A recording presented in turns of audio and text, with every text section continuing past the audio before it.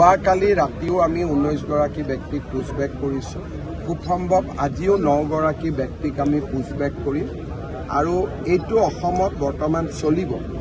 আৰু কিন্তু এইটো ঠিক যে লাখে লাখে মানুহক পুছবেক কৰাটোতো সম্ভৱ নহয়, কিন্তু যিমান দূৰ সম্ভৱ আমি পুছবেকৰ কাম হাতত লৈছোঁ। NRCত নাম থাকক বা নাথাকক, যদি আমি বুজি পাওঁ যে তেখেত বিদেশী, আমি তেওঁলোকক পুছবেক কৰিম। এইটোৱে বৰ্তমান চৰকাৰৰ নীতি। NRCত নাম থকাৰ পিছতো যদি আমি বিদেশী বুলি গম পাওঁ, কাৰণ NRCত নাম বহুতে চলে বলে কলে কৌশলেও সোমাইছে।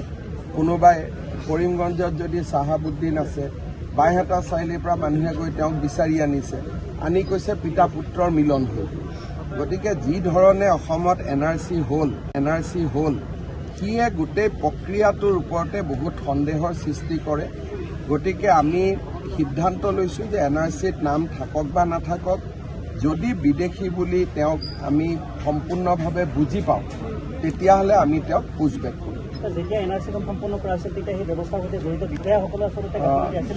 গাফিলতি বিষয়াসকলৰো আছে, কিন্তু যিসকলে এই কামটো কৰে তেওঁলোক ইমানে বুদ্ধিমান যে আমাৰ বিষয়াসকল ইমান বুদ্ধিমান নহয়।